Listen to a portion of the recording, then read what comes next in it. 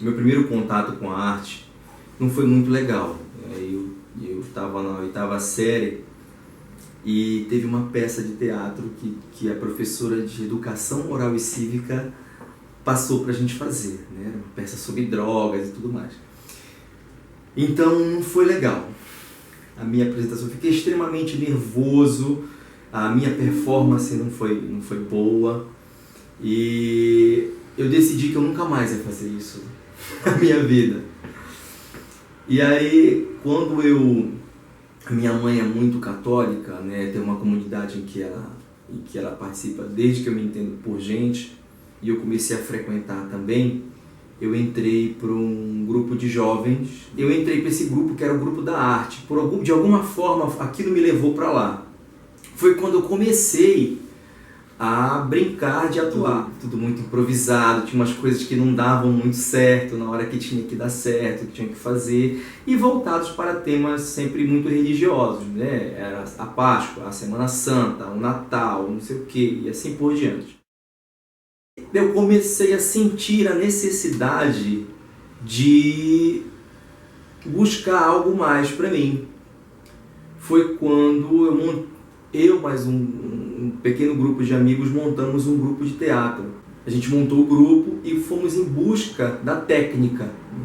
E nós conseguimos convencer um ator, na época, o Paulo Marrá, que estava saindo da escola, estava se formando pela escola de teatro e dança da UFP, aí ele começou a frequentar o nosso grupo como um professor, diretor e professor, né?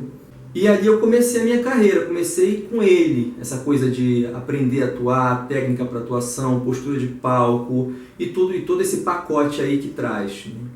Tudo de forma muito técnica, e logo nós começamos a montar espetáculos de teatro, começamos a sair de Ananindeua, que era onde eu morava, né? E passamos a ir para Belém com vários espetáculos. E aí apresentamos no Teatro Valdemar Henrique, Margarida Esquivazapa, e assim por Praça da República, no anfiteatro da praça, com espetáculos de rua. E eu fui cada vez mais e não parava, ficava com 2 espetáculos às vezes. E as pessoas começaram a me olhar ali dentro isso era meio dos anos 90 já. As pessoas começaram a me olhar e aí, de repente, eu comecei a receber convites de outros diretores, né?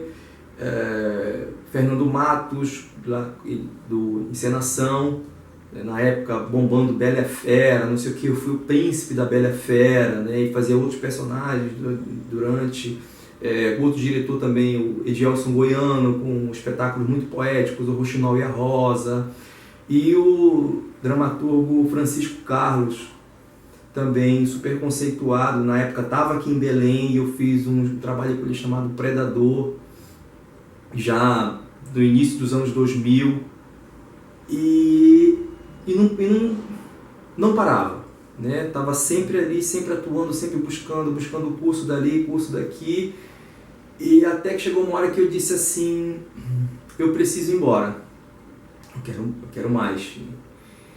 E aí, em meados dos anos 2000, 2003, 2002, eu já estava saindo da faculdade, né? Eu sou assistente social, eu estava me graduando como assistente social, né? Mesmo com uma vida cultural, uma vida artística muito intensa, estava decidido a ir embora, e São Paulo era o meu foco. Eu já tinha um amigo que estava para lá, e disse, olha, vem para cá, aqui o mercado é melhor, a gente consegue seguir, né, com ele de uma forma melhor. Então, e aí nesse momento, né, que eu estava nessa coisa de ir para lá, chegou em Belém essa coisa do Festival de Ópera, né, Festival de Canto Lírico Bidu Sayão e o Festival de Ópera. E a empresa que veio realizando esse evento se chamava, na época, São Paulo Imagem Data, que tinha como diretor o Kleber Papa, né, e como produtora executiva a Rosana Karamaski. E por uma indicação, eu fui chamado, né, para trabalhar com a manipulação de bonecos, que a ópera que ia se acontecer se chamava Flauta Mágica. Tinha uma manipulação de bonecos com um grupo de São Paulo que fazia essa manipulação com luz negra. Então, assim, o ator manipulador estava no palco todo de preto, mas você não conseguia enxergar o ator e apenas o boneco sendo manipulado por conta dessa luz. Era uma luz específica, com uma roupa preta específica, né, e causava a ilusão de que a pessoa não estava lá. Isso deve ter sido tipo 2002, se não me falha a memória. Né? E aí eu fui lá para isso. E no meio desse acontecimento, né, no meio desse acontecimento, onde estava todo mundo conversando, falando não sei o que, blá blá blá, um dos cantores que estava atuando, porque a Flauta Mágica ela tinha momentos falados e momentos cantados. Um dos atores adoeceu. Quando ele adoeceu, o diretor ficou disse, meu Deus do céu, preciso de alguém agora, então chama um ator, que ele não canta, mas ele abre a boca na hora e finge que está cantando.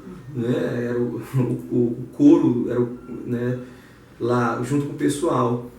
O coro estava pequeno, era isso? Não, ele tinha o coro, que era do coro do Teatro da Paz, né? Mas ele tinha um número limitado ali, então saiu adoeceu uma pessoa, não tinha uma outra para substituir. E o espetáculo estava quase para acontecer, e esse cantor que estava atuando, né, ele tinha umas 2 cenas ali importantes, né, que ele fazia um escravo. E precisa de um ator, olha, tem um rapaz aqui da cidade que está aqui junto com o pessoal da manipulação de bonecos. Dá uma checada com ele. E aí o diretor, o Kleber, me chamou, a gente, dá uma lida aqui, tu consegue desenvolver? Eu disse, na hora, vamos lá. E aí ele me deu o papel, a gente fez a cena, foi na hora, assim, era uma cena para mim relativamente curta naquele momento, né? Foi fácil de eu desenvolver, né? Foi simples até. E aí, é ele. Aí eu fiquei. E aí eu comecei um contato maior com o Kleber, e na outra ópera ele me chamou para ser o assistente de direção dele. Óbvio que eu amei, né? Lógico. Eu amei. E aí eu saí dali, fui para ficar do lado dele, e ele me orientando em como ser um assistente de direção. Eu já aprendi a acompanhar a partitura, né, quando o ator estava lá cantando, né, e eu estava lá prestando apoio para ele. Era muita gente no palco, eu tinha que ajudar ele. Enquanto ele estava focado nos protagonistas, eu estava ajustando o corpo todo, né, de pessoas, o elenco de apoio, a figuração, prestando esse apoio, cuidando dele lá para trás, né, ajustando o horário de ensaio e tudo mais. Eu fiquei naquilo. E aí ele só fez reforçar uma vontade que eu já tinha, né? O Kleber chegou para mim e falou assim, André, você tem que ir embora daqui. Não fica aqui, vai embora, porque você leva jeito para muita coisa, muito esforçado, muito dedicado, eu acho que você tem que ir embora. Agora sim, eu não tenho como te prometer uma coisa em São Paulo, porque eu próprio só tenho um funcionário, né? Eu trabalho com coisa... Mas não custa você tentar, de repente arranja outra coisa. Era o que eu já tinha em mente mesmo. Ele só reforçou e só meteu mais lenha na fogueira. Então, quando eu peguei o meu diploma, né, em 2003, eu passei em 2003 tudo juntando dinheiro para eu poder ir embora em 2004.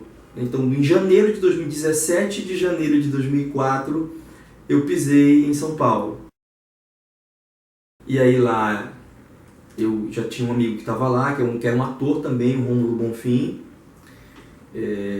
que me recebeu, e aí nós moramos juntos um tempo, dividimos um aluguel, um kitnet, e eu fiquei procurando trabalho e grupo de teatro, faz teste dali, teste daqui, até que a coisa começou a andar. Eu consegui um trabalho lá como operador de telemarketing, que era o que eu conseguia pagar minhas contas. Não tinha nada a ver com arte, mas eu tinha uma vantagem, porque a gente só trabalhava 6 horas, então eu começava às 8 e 2 horas da tarde eu estava livre e podia fazer o que eu quisesse fazer. Então eu fiquei durante um certo tempo ali, nesse negócio alguns meses, nessa coisa do telemarketing, né? E aí até que eu comecei a encontrar grupos de teatro, né, que começaram a me receber, né? Eu começava sempre com papéis muito pequenos e daqui a pouco eu seguia para uma coisa maior. Quando começava a aparecer, né, o talento começava a aparecer, o esforço começava a aparecer, e disse, não, ok, não, sai daí, vem, vamos trocar, você vai fazer tal personagem. Então eu trabalhei com companhias de teatro empresa. Eu viajei muito por conta disso. A gente saía de São Paulo e ia para o Sul, teatro para falar sobre prevenção de acidentes de trabalho, uso de EPIs, né? São aqueles equipamentos de proteção. Aí fui para várias cidades do interior, vários lugares, até na própria São Paulo também. Ia, passava um final de semana, passava às vezes uma semana e voltava. Uma história engraçada que assim, teve uma vez que eu saí de São Paulo e não estava frio, né? E eu saí com um casaco simples de moletom, que fechava o zíper e cobria, né? Quando eu cheguei lá em uma dessas cidades, eu estava quase zero. Nossa. E foi um dia que nós chegamos e nós fomos direto para a apresentação, e a apresentação era ao ar livre. Foi desesperador, porque eu estava no palco assim, e aí eu tinha espasmos de frio que eu não conseguia controlar no meu corpo. E ainda tinha troca de roupa, então trocava de roupa, fizeram um camarim improvisado para a gente poder trocar de roupa. Eu trocava de roupa ali naquele gelo absoluto. E óbvio, quando eu voltei para São Paulo eu caí doente, porque eu passei assim, foi uma manhã de apresentações e eu naquele frio, e eu olhava para as pessoas lá tranquilamente. Uhum. Só com uma sorte de não ter uma hipotermia, né? Quase isso. Paralelo a esse momento de teatro em empresa, foi com a Katinski Produções até hoje atuando lá. Aí isso surgiu o Teatro Escola, onde muitas empresas têm um grupo de teatro, e aí ele oferta para a escola apresentações pequenas. Então eu rodei São Paulo naquelas escolas de primeiro grau, segundo grau, a escola encomendava, né, um determinado tema, ou então quando é criancinha, por exemplo, tem João e Maria, tem o Gato de Botas, tem não sei o quê, e aí a gente tinha espetáculos pequenos onde levávamos até a escola, né? Um público que, graças a Deus, consome isso, né? E o teatro começou a pagar minhas contas, né? Chegou um momento que, como ator, comecei a ficar mais estável, né, dentro desse universo. E aí eu larguei o telemarketing, só já estava me atrapalhando. E aí eu deixei o telemarketing, agora seja o que Deus quiser, e agora. E aí comecei a trilhar. E aí, de repente, oportunidades para filmes começaram a surgir, né? Eu gravei alguns filmes lá, participei de companhias mais fortes, de espetáculos adultos, né? Com a companhia dos Sátiros. Eu fui integrante do 120 Dias de Sodoma, né? Um espetáculo que estava lá já há muitos anos. Eu consegui fazer parte deles lá, aprendi bastante com eles.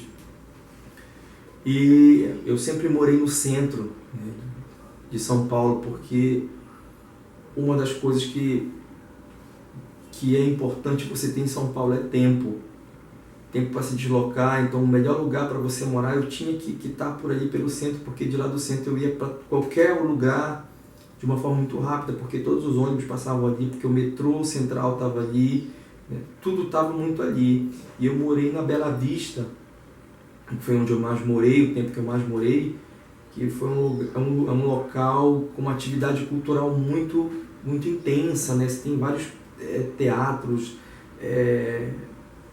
muita gente do audiovisual tá ali, você tem cineclubismo lá, estava no lugar ideal. E salvo exceções, eu também fazia trabalho de garçom, quando não tinha nada, só estou precisando de garçom na boate tal, no barzinho tal, e eu também ia para lá e pegava um dinheiro também. Pois é, aí nessa minha estadia de São Paulo, eu fiz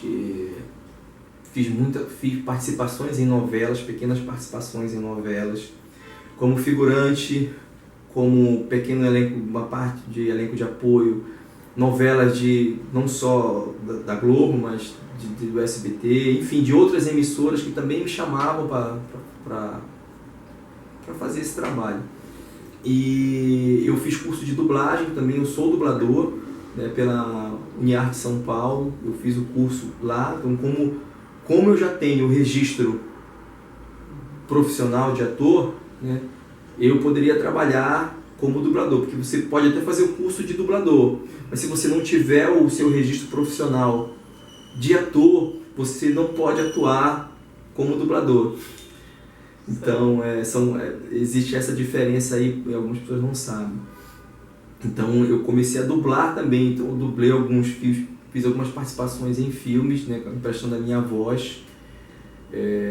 A Gangue do Pé Grande, algumas animações como Wolverine, os X-Men, minha voz está lá também, Soldado Universal 3, era um monte. Eu não consegui chegar a ser um protagonista, né? Porque, enfim, tem muita gente no mercado, tem que ser muito bom, existe uma coisa que leva-se um tempo para acontecer, né? Mas eu já fazia alguns trabalhos ali como dublador. E aí, de repente, eu fui em busca de cinema em São Paulo, né? Apesar do teatro ter me dado a base que eu precisava e financeiramente também, né, para me seguir lá, eu comecei a procurar cursos, né? Então fiz curso de roteiro, né, na Oswald de Andrade, e fui pesquisando fotografia, e fui estudando ali, fui aprendendo. Quando eu era chamado para fazer algum filme, alguma coisa, eu ia para trás das câmeras para tentar entender e pedir orientação. E assim foi, quase que um autodidata nessa coisa toda, porque eu não tinha formação acadêmica, minha formação era técnica. E por razões pessoais particulares, eu precisei voltar para cá. E aí, quando eu cheguei aqui de volta em Belém, né, enfim, eu já estava há 7 anos lá.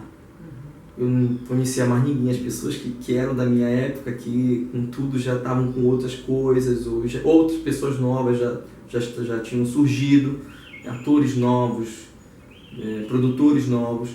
E eu decidi caminhar, eu preciso fazer alguma coisa, porque senão eu vou surtar. Imagina eu vindo de uma cidade onde teoricamente os serviços funcionam mais, né? Uma outra cabeça, as pessoas têm outra cabeça, a perversão cultural lá é muito grande. Então, assim, para quem gosta de cultura mesmo, eu não tenho palavras para dizer o quanto eu gosto daquela cidade. Então, eu voltei para cá e decidi começar a montar minhas coisas, porque aí depois uma outra...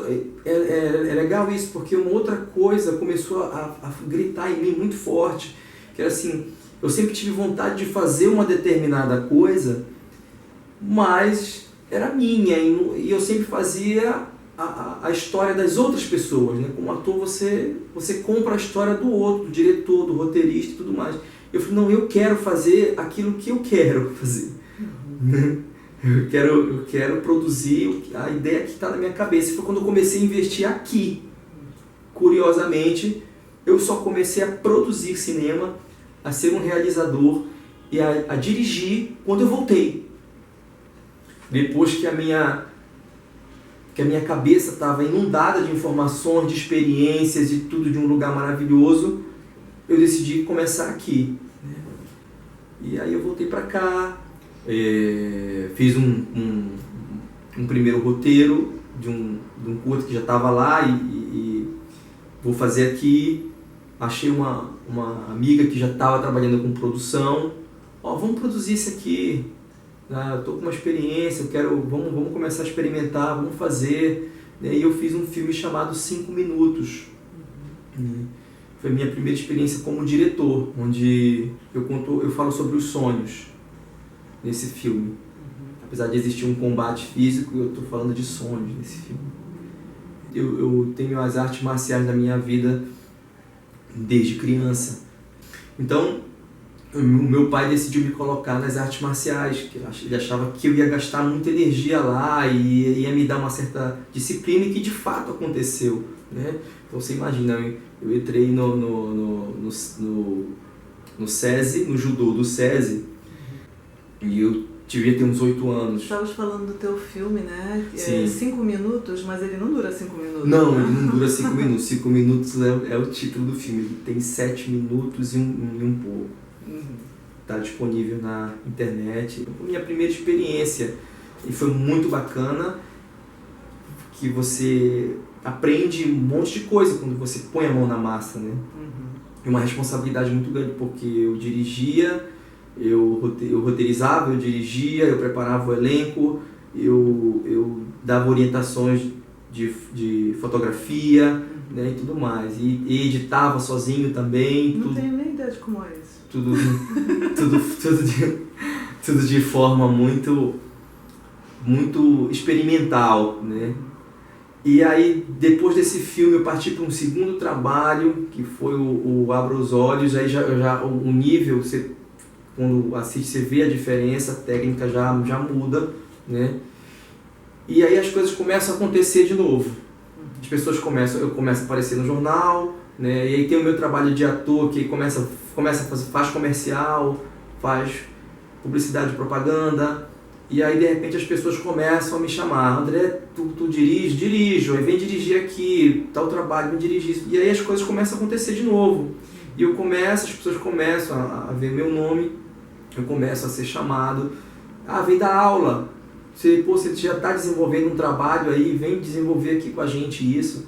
Né? A Fundação Curvelho chama, ONGs começam a me chamar, né? Eu dei aula dei aula de roteiro para um pessoal de Ponta de Pedras, um grupo que começou a aparecer com uma sériezinha chamada Tem Boto na Rede do Tonico, ficou muito famosa aqui, popularmente falando.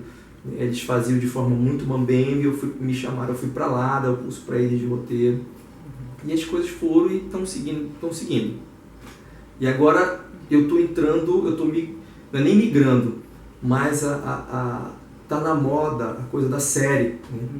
E eu já estou roteirizando 2 séries, eu estou bem cheinho assim, porque eu estou quase ficando louco, né? Para encontrar o tempo certo, as coisas começam a ser encomendadas e caminhar para isso. Então, a série Rockstar é uma história do Eduardo Moreira Júnior, né? É uma história que fala de um astro de rock que está em depressão, envolvimento com drogas, problema com a família, tráfico e assim por diante. É para adultos, é uma série para adultos. Então o teaser foi montado com essa característica, né, para que a gente possa mostrar que o Pará consegue produzir algo bom, consegue produzir algo que dê interesse para o público de continuar assistindo. Só me divertindo, pai. Só me divertindo. E como é que foi ontem à noite, hein? Foi tudo bem, pai. Tudo bem, como a gente planejou. Como a gente planejou. Só tô planejando isso. Perfil. Sem querer o clichê, então me diga você. E agora, o que você vai fazer? Me odeia quando você sabe, nada foi feito pra durar. Se os tempos de Sei não, Miguel. Acho que a gente tem que abrir uma investigação. Tá acontecendo alguma coisa e nós não estamos vendo. Isso já tem alguma relação com a tua empresa, com a Sete Sentidos, ou não? De uma certa forma, sim, porque eu sou a Sete Sentidos, né? Eu tenho uma produtora que se chama Nani Figueiredo. A Nani, ela é uma parceirona minha, que é meu braço direito. Eu praticamente não faço as coisas sem ela, né? Quando se trata de série, filme. Ela é a primeira pessoa que eu consulto e aí vice-versa. Então essa produtora que é MEI, microempreendedor individual, ela caminha junto comigo para onde eu vou. Não necessariamente, às vezes ela é parceira. Eu sou parceiro de outro e ela vai. Mas a produção da série Rockstar não será única e exclusivamente da Sete Sentidos. Provavelmente outras entrarão junto. Entre trabalhar com cinema, teatro e televisão, hoje em dia, tu tens uma preferência? Eu não trabalho mais com teatro desde que eu voltei para Belém. Já tem 6 anos. Eu abandonei o teatro, guardei ele no meu coração, mas a minha dedicação ela se voltou para o audiovisual, para o cinema, para a TV, para a publicidade. Foi para esse rumo que eu me especializei, né? Praticamente. Hoje eu não estou com teatro, não estou atuando na área do teatro. Isso não quer dizer que eu não possa voltar a atuar, nem que eu não goste mais ou nada disso. É só que eu foquei, né, e não tenho motivos para voltar. Em São Paulo eu fiz o stand-up comedy com personagens, né? Tem alguns vídeos na internet meus com um vestido de personagem, fazendo stand-up. Fez muito sucesso, foi muito gostoso fazer. Foi um dos últimos trabalhos que eu fiz com teatro. Isso é uma coisa que eu tenho saudade e vontade de fazer, stand-up, com personagem. Vira e mexe, a minha cabeça é muito criativa e aí eu encontro um personagem, o roteiro começa a me... e eu tenho que ir pro papel escrever, pro celular escrever, porque senão eu perco a história e a minha cabeça fica martelando. Eu tenho que fazer. Então é uma saudade que eu tenho. E como experiência está sendo maravilhosa, porque isso eu já tinha aprendido desde quando eu comecei as artes marciais, que você só consegue absorver o que você sabe fazer e consegue melhorar e produzir mais quando você começa a transmitir o seu conhecimento. Então quanto mais eu ensino, mais eu aprendo com os alunos e comigo mesmo. Começo a descobrir onde eu preciso melhorar mais e assim por diante. Então, até então eu não tinha muita certeza de que eu pudesse ensinar e fazer as pessoas gostarem da minha aula. E eu descobri exatamente isso, que as pessoas gostam e me procuram. E tem alunos que voltam para a minha aula, sabe? Voltam para o mesmo curso. Eu falei, mas é a mesma oficina, então, mas eu quero de novo porque eu gosto. Isso me deixa muito feliz. Então, eu estou fazendo a coisa direito, é o que eu tenho, né? A própria Fundação Curro Velho que sempre me chama para estar lá com eles em vários módulos, né? E outros lugares que estão me chamando, ONGs, instituições de arte particulares. Então, a coisa está funcionando. Então, eu estou fazendo o meu trabalho direito, espero continuar assim, espero melhorar e contribuir com os sonhos de todo mundo.